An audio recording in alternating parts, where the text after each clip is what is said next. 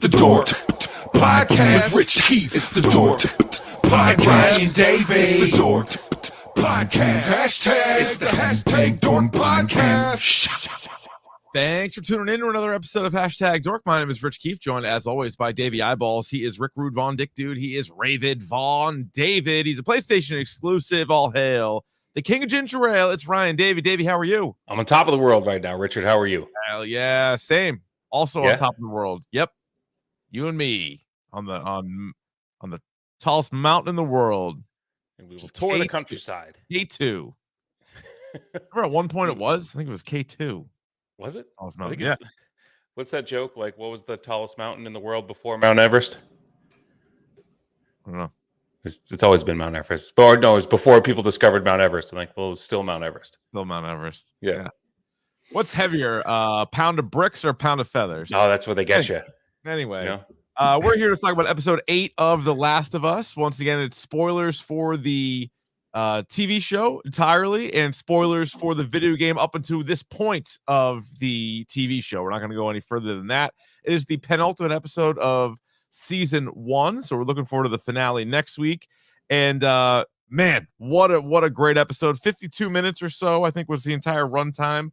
And let me ask you right out of the chute here, Ryan, if forced into it, could you see yourself being a cannibal? Now, again, you said like if forced into it, meaning if this was like something that I couldn't avoid. Well, no. Hot.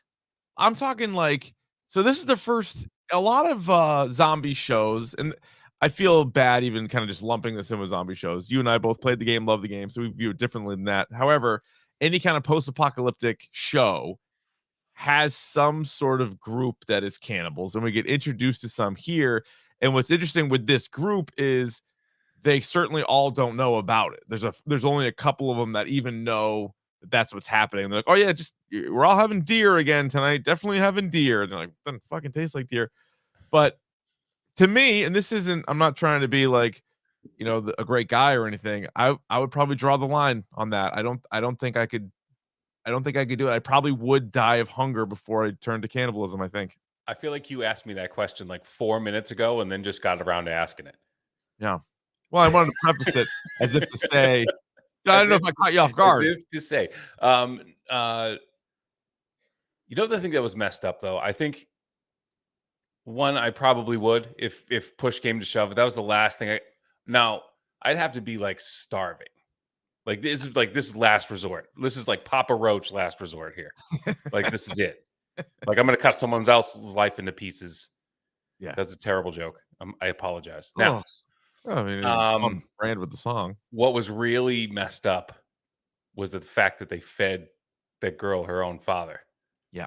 Like that, family members, no. That's fucked. Has to be someone I don't know. And not to take it too dark, but I feel like if I was living in this world and I didn't really have anybody close, like I didn't have family members, then maybe I'd be like, yeah, my time's my time. But if I had family members and this was the only way to prolong it, I guess at that point, maybe you're like, all right, I got to fucking see this through. But yeah, like that movie Alive. It was someone they knew. And I always found it weird that the first thing they went for was the tuchus. Yeah, a lot of meat, the old bum. Yeah. Sure. Yeah, I think you go thigh or something. No, they went right for the tuchus. Right for the old asshole. Yeah. They specifically ate the asshole. They were like, what should we eat first? It's a delicacy. I want my first meal for a while. It's a delicacy in some countries. Like, don't even cook it. Like, Jesus Christ, man. Yeah, straight balloon knot. Like, I'm still very hungry. Like, anyway. Yeah, so that's what you get. So, like, well, Yellow Jackets deals with cannibalism too. Yes, it does. But hey, it's not for the weak stomach or the fainted heart. No, the apocalypse is not PG. No. I also think this episode, Rye, I don't know if you agree with this or not, but through 8 episodes, we've seen some pretty cool stuff from both Joel and Ellie.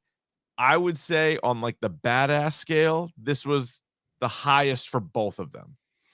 Yes, and again, in 2 completely separate ways. I mean, you have Ellie, who was just full psycho in this episode, which was awesome. And then Joel, getting healed and doing his Joel thing. You get to see another awesome interrogation scene. Oh. And that line, I'll pop your kneecap off, is direct from the game. which is great. Yeah. Yeah. This one, I say it every week, but I feel like so many moments just put you right back in the video game. Even the opening scene of this, when they're sitting in there, they're like, oh, it's like a resort, but it's basically like the restaurant area. But as soon as you're sitting in that, and like the way the windows are, the way the wall is, the way like the booths are, I'm like, Oh oh yeah. shit, I spent some time in there like 10 years ago playing this game. And it's incredible. Like they actually did a boss fight for Yeah. for the show. Yeah. I mean, the set design, like you said, was absolutely crazy. The fact how you had to do it. Remember, because you had to like keep making shivs, and like he was chasing you around the restaurant, but couldn't see you the whole time. Yeah, and like when you're on fire, the place is on fire, Mhm. and you're running around hiding behind stuff, and he's talking to you. And I haven't played the game in a while, but I'm guessing they pulled a lot of the dialogue from it. Oh yeah. I wanted you to pull for the board, like, you don't know how good I am. Like, add that to the board. Yeah, Um, seriously. yeah, but I think the other thing, he has a gun at that point. I'm Mm, almost positive he has a gun. yeah, Yeah, that's the only you difference, I think. I think you might be right, but it's just, yeah, that is just pretty wild. And you know not to trust anybody in this world. And so she meets uh well, we meet James and David before Mhm. Ellie does, like we the audience. And so you're sort of trying to make heads or tails of these guys and what the deal is. And I feel like it's probably not fair to religion in general, but anytime a show has any kind of like preacher character, I'm always just like, Can't trust them. Do not Don't trust trust them." that. Don't trust that. And again, I know that the people who had a problem with the um the LGBTQ representation in the show are now really going to have a problem with like the one religious person in the show is a cult leader and they eat people. Like Yeah. that's so the left, you know. But However, I think they did a good job to at least make it clear that this guy he's not like legitimately a preacher. He no, which claims that worse is he this found God after the flip. and I had a little bit of an issue He's because a what did teacher. he do before he was a teacher? So great. Teacher into a Great. preacher. Yep.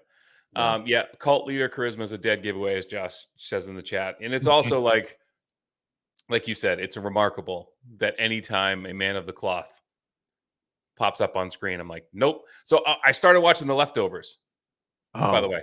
how far are you? Like the what's her name just got stoned to death. It's the name of the episode. Oh, yeah. The smoking people. But I tell you that the guy, I forget the guy's name, Robert Carlyle. No, it's not Robert Carlyle, but it's the guy who plays like the preacher, Yeah. Yeah, Gary Coon's brother. the brother, Yeah, yeah. big psycho energy coming off that guy. Yeah, oh, yeah. Oh, sure. Oh, I don't know where it's going, but just wait with that guy. Holy man, that guy takes you on a roller coaster for Does he sure. really? Oh, yeah. Well, Yeah, yeah, that guy even the played. name He was in Doctor Who. You know the guy I'm talking about? I know exactly Yeah. who you're talking about. I can't think of his name, though, but I could see his face. I could see many scenes that he's in, and He was also the bad guy in Gone in 60 Seconds. oh, how do you like that? Yeah, Chris Eccleston. I don't think I've ever even heard that name. I've seen him in all those movies, Remember, he was like the shows. carpenter. He made the coffin for Nicolas Cage. He had that really weird accent. Yeah, Yeah. he went for it. That guy's committed to it. You gotta give him that. But yeah, the name of this episode was "When We Are in Need" because you see it like on the banner, and then it's like he will provide. He hasn't really for these people as the one girl. No, And he's then he's he's failed. He's failed that Oh. at that. Yeah. Jog my memory. Who was her dad that Joel killed? Was the guy in Colorado? No, because they said that they came from Pittsburgh, right?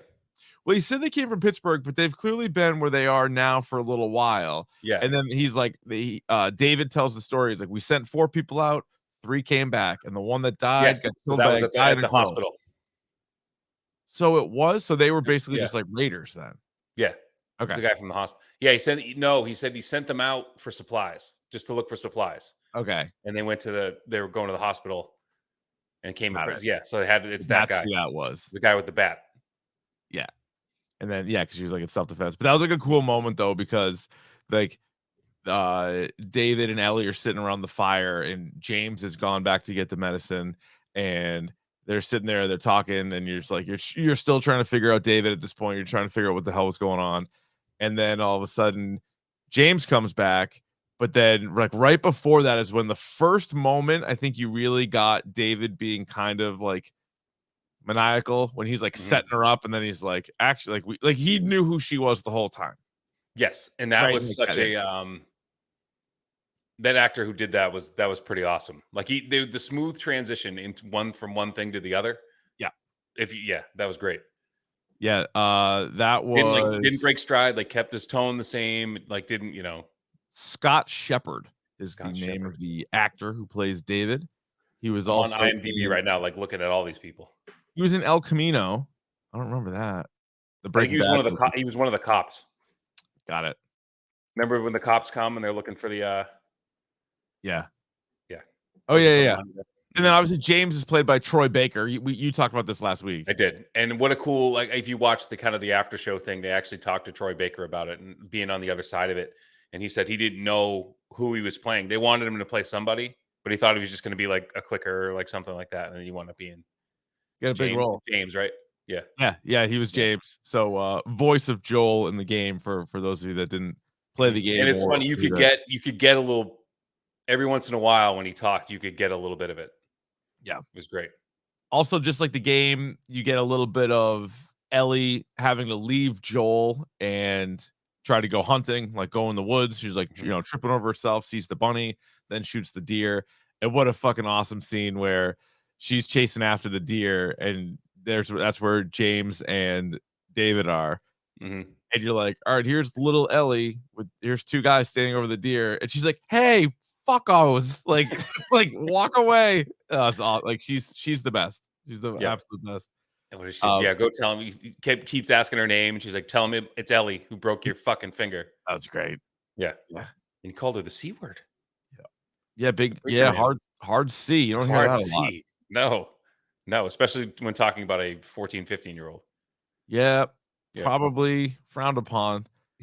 Now, is that where they were going? There is he was looking to her as a child bride.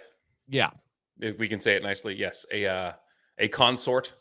Yep. Yeah, this was not. We're hitting cannibal and pedophilia, like all in the same. Oh boy. Yeah, the bad guy. This guy's a bad guy. Yeah. You are you still following that bad guy? What? That's actually was his name David? Shit, I gotta go back and watch. We have to go back and watch. That would be we need to put that. Jesus, she might have said David. Like, yeah. Now I have to look at that guy. You gotta dump him, girl. Oh, by the way, Billy D put out a fucking awesome. You see this? He did like a trailer. Mac and Goo are doing I Think You Should Leave characters for their March bracket. And yes, Billy D did like a 90-second supercut of both seasons of I Think You Should Leave. Fantastic. I mean, there's never a video that Billy makes that isn't good. That's true. So this one might be my favorite. We also retweeted at Dork Podcast if you haven't seen it yet. Let's see what else. Oh, so I understand Ellie not wanting to trust them. Like she shouldn't. She might have trusted them too much, and they're like, hey, just come on back to the camp. And she's like, I'm not fucking stupid. So she's like, I'm not doing that. Mm-hmm. But taking the medicine from somebody is a risk, isn't it? Like, because, and you also leave knowing that they're kind of onto you. And the one guy clearly wants you dead. The other guy, for some reason, is letting you go. And then they give you 2 packs of medicine. And I know it was dire straits for Joel, but what if they could have put anything in that? They could have killed him immediately with the medicine. Well, yeah, I think that, like you said, I mean, if you let him go, he's going to die anyway. So you're going to have to, like, that's it. What do they call a calculated risk, right? And she did offer them, which I thought was a great deal. Like, I'll just give you medicine and I'll give you half of this. Yeah. Right. So the whole goddamn deer. She didn't take any of it. I know she wasn't taking any of it, but that's those things like you said. I mean, someone as inexperienced as her, she doesn't know how much to trust if at all. Yeah. So I don't know. Mm-hmm. And then great. So then the next day they go there, and she's obviously like on alert, like she's aware that these guys might be coming after her. She first sees the birds, then she's like, oh shit. So she doubles back, gives Joel a knife, then she's like, fuck it, she goes up and she's like looking, and she sees like, was it 6 dudes like on foot, and they're like walking towards her, and she gets on the horse, goes out of the same thing. She's like, "Hey, motherfuckers!" And she like shoots at him and then takes off. Awesome. Yeah, I But mean, there's more subtle ways to lead someone away from somebody. that's the way I would have done it. Yeah. Fuck you. Double birds on the way out. I also would have died immediately, but I would immediately. Because you Bojack. You I get would've Bojacked. I would have Bojacked it. Yeah. Well, they Bojacked the horse in this one. Well, so I was gonna say they fucking shoot Bojack. Yeah. That's unbelievable. Son of a bitch. He's going clippity clappity. How'd you say it? He's going clippity clappity. This fucking asshole, not Bojack. Tennessee Walker. Who the fuck is this Someone guy? got Tennessee Walker in this episode. And by the way, if you are a fan of horses, stop watching this show immediately too. Oh, Jesus Christ. But that's such shit. Like that is, if you're you're living in this apocalypse and it's been going on for 5 years easy. No, 10, right? Yeah. Well, like all of Ellie's life, actually. All of Ellie's life. So no, because it's been like 20 years. It was 20 years. Oh, so it's 20. all of Ellie's, Yeah, I'm sorry. Yeah, they tell you in the first episode. It's The really other 20 thing too, now that you tell me, like this dawned on me right now. Kill the horse. Eat the horse. No, I was gonna say the horse is fucking pretty valuable. I wouldn't kill it and eat it. Well, If it before I dies- ate people, I would eat horse. Yeah, they say there's a ton of protein in horse. It's but it's not a lot of fat, so it's No. it's kind of tough. Yeah, but like think with the protein put in your body, you get jack. Alistair Overeem used to eat horses. He was an MMA champion. You ever eat? Is Joe Rogan one of those things? He's telling people to eat hosses.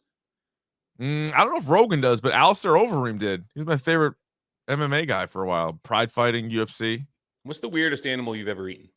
I ate a fucking bull heart and I was pissed about it. I didn't know I was eating bull heart. We were at some restaurant and like my wife's the foodie. I could give a rat's ass. And so I'm like, order like, and it was one of those places where you get like small dishes. Yeah. So she ordered like a million things and I'm like, I didn't even ask. And I just ate it. And she's like, what'd you think of that? And I was like, I don't know, not great. Like, what was it? She was like, bull heart. I go, how dare you? How dare you? Like, that's like eating the soul of the animal. I just ate the animal's essence. I've also eaten, like, what's pate? What is that? I think that's just What's pate? Is that liver? Did I have that maybe one time? Pate. People in the chat would know. What's the weirdest thing you had? I've had uni. I've had live sea urchin. That's dangerous, right? No, it's not a puffer fish. They just come and like they take a sea urchin, they just crack it open on the table. That was odd. Rattlesnake, ate gator. You know gator? I think I have had gator. I've had gator. That's about it. That's a wild creature. That's a wild creature. Let's see. Pate equals part human.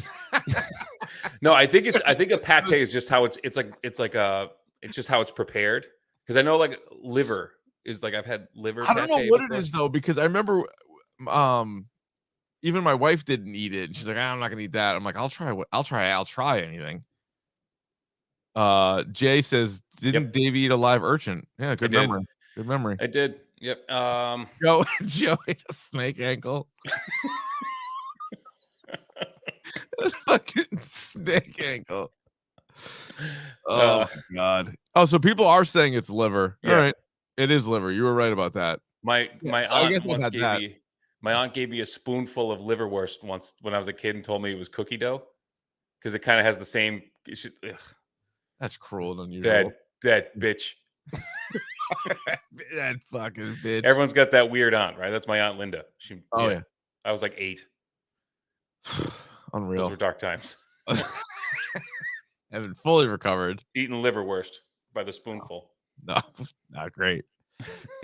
So my point is it's been 20 years and the fact that there's still like a working horse like that. And if you're this people and you're taking trips, I feel like the horse is more valuable than Ellie or because like, eventually I guess you could eat the horse, but I would use the horse. And this guy just fucking runs up to a gate and blasts the fucking horse down. There goes Bojack's guts spewing everywhere.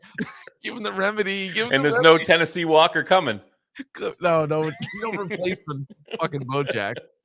Can't just whistle and a clippity clap comes along. That I had BoJack like souped up. He was fast. He was handsome. He had all the weapons. Oh my god! Big old saddlebags. I Stick shot him. anything in there. I shot him right in the ear. I think I went right through his fucking brain. It was like it was completely unnecessary. There was like 2 shitheads like on the other side of it, probably with like a billy club, and I fucking shot him through the brain, and I was like, like reset the game. Like, nah, your horse is It's gone. all right though. You know what makes me happy, Richard? You know what thought tickles me? What's that? He didn't feel any pain. No, no. It was a quick. quick. It was a quick It death. was, it was a clean death. It was. No, it wasn't clean. It was blood. It was so bloody. There was so much blood. I couldn't believe they put that much blood in the game. I was like, I go, what is this? Like this in Mortal Kombat, you uppercut somebody and 4 rib cages pop out. Yeah, it was. It was way more bones than your body ever has. that is an underrated part of the Mortal Kombat fatality. Oh That is yeah, just how 1,000 many bones? The cemetery worth of bones that just exploded Well, out of Shiva. Well, if it's a well-to-do Mortal Kombat combatant, that's their money. Yeah. Oh So- yeah. Yeah. Mhm. Love Mortal Kombat. I love after all these years, we're still having BoJack conversations and laughing about them. I mean, that was a moment in time. This certainly was. Oh my god. I miss it. Where were we? We were talking. Yeah, horses are more valuable It's than just cars. horse. I feel like that's fucked. Like you don't want him Yeah. to get away, but I would also track the horse down and be like, we need a horse. That group didn't have shit. They just hung No. they just hung out in a resort and ate people. That was a terrible group to be a part of. Just quoted Bible verses and ate each other. That sucks. Sucks. I would have gotten one sniff of that like an hour in. I'm like, I'm going south. This isn't for me. Where's Guys, that nice? Where's that nice couple in the cabin who had the rabbits? Yeah, I'm gonna go shack up with them. Yeah, the what was I gonna say about that group? It just they didn't have much, and I love how Ellie kind of called them out when like he's trying to be really nice to her, and he's like, "Why don't you come back to like my group?" And like he had already made the mistake of telling her that his group is hungry, Mhm. and she's like, "Oh yeah, I want to go back to your hungry group." Because she's already seen what a really well-run situation could look like. Mhm. So she knows it's possible that you can have actually a community like there was in Jackson. Right. So she sees this guy being like, "Yeah, we're starving and we're gonna steal your deer." So, oh my Christ. Not a group I would want to join either. He said, "You already told me you don't have a lot of food. Right. Why? What's the sell here?" Yeah. No, terrible. Yeah. So you knew, I mean, obviously you knew Joel was gonna wake up. He wasn't gonna just like die on the mattress, but Mhm. they do a good job of kind of setting it up where he is in bad shape still. She's injected him twice with the penicillin, and then cool scene where like the guy's sneaking in there, he's got the gun, he realizes there's like a door shut, so he goes in there, you see the mattress, not on the mattress, then just a classic choke out. Classic first kill for Joel this episode. Just a very intimate choke out is what you Just get. a very intimate choke out and a little knife plunge into that artery, you know? That's And it for then you. you see another one of these idiots from the cannibal corpse. They're out there and they see another guy, like one of their guys is down, and then you get the butt end of the gun, and now you bring them both, and it's an interrogation. And this is as cool as shit as there is for Joel. So you have one guy duct taped to a couch, another guy duct taped to a chair, and it just looks like with anytime there's like a window and there's like sand or like snow or earth like into the room. It's such a classic video game. It's such like, a classic video. Yeah, because that's how you know which windows you can go into, if the ones that are already partially open. right. Yeah, you're like that one you can't even go into. But I love the scene. I'm watching it on Twitter right now. They already got it like recapped and everything like that. Oh, yeah. The whole scene. Yeah, just the knife. I can't imagine having my kneecap taken off by a knife, a full tang knife. No. Oh, yeah, that was a full tang knife. Oh yeah, like how? I love when he gives him that routine though from before, where he's like pointed on the map. Your guy better say the same thing, and the guy's like freaking out or whatever, and then He fucking kills him, and then he walks over, and the guy's like, "I'm not gonna tell you shit." And he's like, "That's fine. I believe him." And he, What a oh my fucking god, great that's line. the coolest shit in the world. That was the I ain't coolest telling shit, you yeah. shit. That's okay. Like that was the calmest he was like this whole series. It's like, that's okay. But that's, I mean, that's the difference, right? I mean, that's the difference of the two characters is like Yeah. Ellie fucking snaps. Ellie And this is- loses her shit. Yeah, it's great. And then, oh my god, like the scene where she's on like James and David get her, put her on the fucking table, and then she says that she's bit. So there's a little bit of confusion. She grabs the meat cleaver, Yeah. boom, right to James's here, this spot here. Not here. Or No, here no. so much. This spot. Right there. Yep. That's a broken collarbone for one. Mhm. Least of your concerns. You're probably gonna bleed out from that. Oh, absolutely. Absolutely. There's a lot of blood in that region of the body. And that's a huge blade. Like that is just there's blood Just pouring stuck out. it right in there. Now, good call. So Jay in the chat, when they interrupt that little scene there, smart thinking by Ellie on her feet because she bit David. She Mhm. bit David, and then right before she cuts him up because they're like, all right, they're gonna feed Ellie. And not to be morbid, but Ellie would feed like 3 people. She's a Right. tiny little girl. Just a wisp. But they're gonna kill her anyway. And then she's like, quick thinking. She's like, hey, I'm infected, and now you're infected too. So great question by Jay in the chat. Does Ellie, who clearly is immune to it, but she would have been infected, like she got bit by somebody, or Right. by an infected. So does her bite infect people? I don't think so because it's not. If you've seen it in the show, it's like it's the spores. Like I don't think she has any spores. No, in she's her. yeah. I don't think So she is either. I mean, she does, but they're like contained or something. I don't think Yeah. so. I mean, you saw like that awesome kiss that Tess got from where the cordyceps are kind of reaching out. Yeah, So if she doesn't have any of those up there, I don't think the bite will do anything. Yeah, I would guess no to that as well. Now, he's not gonna have to worry about it because she violently killed him. Oh yes, That was probably like 20 blows with the stomped a mud hole in him. Now, I don't think on the one hand, I don't think they needed to drag that scene out any longer. On the other hand, I do feel like she kind of beat him pretty easily. Like he was on top for a second. Like he definitely had his moment there, but they could have made it worse. And like, it's probably better that they didn't. It's way better that they didn't. Because in the game, it's also like implied, like nothing. I don't think Ellie.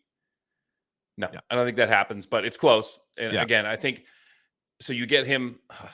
You remove him from Ellie, right? And then she's kind of skirting around the outside. I would drag, like you said. I think it was the right amount of timing, but you could have dragged that out a little bit longer. Yeah. Like, or just done a cutaway. Yeah. Where it seemed like it was a longer time. And they didn't show much. Like we've seen some shows where they give you everything with like do you think they chose to like not show as much of like the blood and the smashing? Because I feel like the Joel scene was like pretty violent and pretty like gory, but the Ellie one was all more like like you see her plunging it, but you don't see anything else. Well, it kind of obscures the camera a little bit too, right? Like it starts like splashing on the camera, so it's like you're there, and she's getting pretty bloody. Yeah, at that point too. But it's reminiscent of Pedro Pascal's death in Game of Thrones. Oh my god, just getting the skull crushed. There's probably nothing left of that head because he was a bit of a show off, Otherwise, he would have won that fight. And I'm screaming at the TV. It's just like, just end it. Oberyn just end it. Was out there. Dominating. The showman, though. Dominating, Yeah, but it doesn't matter to him if he did like the Steph Curry, like huck up the 3 and turn around and look at the bench. Like, don't do that. What if it goes in? Well, it did, but the problem is he didn't stay down. It was like there was still time on the clock. There's way too much time for Oberyn, which is too bad. But and then they finally this episode was so good for both of them. I think it really strengthened both characters. It also strengthened the bond together, despite the fact that they were barely in it together right at the beginning. And then that one moment where Ellie like gives him the knife and is like, "You don't fall asleep," and then she takes off. But then at the end, like when they hug, like I know we've been sort of getting to this point, and like clearly Ellie likes Joel a lot, and that's why she freaked out at him in Wyoming when he was just going to dump her there. But like this is one of the first times I think you really see how important the other one is to the other. Yes, and he calls her baby girl, which is what he called his daughter. And I believe he's one of the last things he said to her was like, I got you, baby girl. I think that's one of the last things he says to Sarah. So you've seen now this is her now. Like I have to, it's not about protecting her for cures. It's just to protect her because, I love her. Yeah. And so it's awesome. And just to see, again, you see Ellie go so far violent and now Joel's softening. So like the two of them are kind of have crossed in that respect. And this is one of the things I love about the games is not to give too much away, but how those two things kind of weave in and out. Mhm. How at Joel's weakest, Ellie's violent. And when at Ellie's weakest, Joel is violent. And how those two things go like that is just pretty remarkable storytelling. Yeah, it absolutely is. And you really, both of them, even I don't know what you would call him, 25% health Joel is very capable. Yes. And Ellie, despite being 14, is also one not to trifle with. Mm-hmm. She knows what she's doing. But I think one of the great things about these characters too is Joel absolutely knows his limitations and Ellie doesn't. That's like, so Joel knows how to play that perfectly. Yeah. And just using whatever he had, like you said, whatever 25% or whatever he had to the best of his abilities. Yeah. Whereas Ellie just is headlong and rash and does stupid shit all the time. Like you didn't have to break the guy's fingers. You could have waited, bought yourself some time. Needed it. Yeah. Needed it. Next episode, the season 1 finale, Look for the Light, comes out on Sunday. And are you ready for that? No, because I know what's about to happen. Yeah. Yep. So they get to probably, it looks like Salt Lake City. They're where they need the end point of game 1. And this is going to be strap in. Looking forward to seeing how they do it. They've done a hell of a job all season. So I will be incredibly jet lagged and overly emotional. So I can't wait to watch this and get up at 5 o'clock in the morning. You were going to be out of the country, but are you still on board to recap this bad boy? As far as I know. If not, you'll hear from me. You'll hear from Interpol. Okay. Yeah, get them on the horn. Yeah. If you get a strange call from the EU, it's me. We'll take it. So we'll pod you right up. All right. So next week we'll do the finale, and I obviously can't wait for that. My one concern is I wonder how long it's going to take him to make season 2. They probably are. So I know they've cast people. Okay. So I mean, how much time does Pedro Pascal have? He's a busy dude. He's a busy man. Yeah, Mandalorian. So we'll have that in a few weeks to discuss. Yellow Jackets comes out end of the month. Succession. I know you're not watching that, but that comes out at the end of the month. It's the last season too, right? Yeah, season 4 is the last season. So looks pretty crazy. They had another trailer for it right before this episode. Looks pretty fucking great. Anything else before we get out of here? R.I.P. Bojack. One more time. Fucking Bojack. Can we talk about horses getting destroyed in movies and television as being bojacked? They got bojacked. Yeah. They got bojacked. Well, especially if they get shot by an asshole. That's for sure getting bojacked. Right between the ears. Right through the fucking brain. Didn't have a goddamn gotta love it. Didn't have this. Oh, did it miss him? No, I didn't miss him. No, I did not miss. Smoked him. Dropped him like a 1,500-pound bag of shit. Just see you later. Shot of the night. It was the Overwatch play of the game. I had to watch it in slow motion several times. God. Let's get out of here. No more Bojack talk. That'll do it.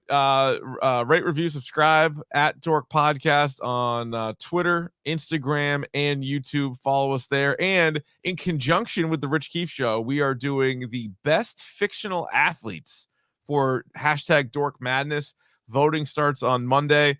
We're going to do it from the at Rich Keefe Show Twitter account just because I had to start that from fucking the square one. Hey, we got to goose it. They goose it. We got to goose it a little bit. We got to goose it. So I'll try to retweet them from Dork Podcast too. But if you could throw that one a follow, please do. And then try to shoot that thing to the moon. And there you go. That'll do it for us. Rod, you don't give a shit about anything, do you? What'd you say? I said, you don't give a shit about anything, do you? Not really.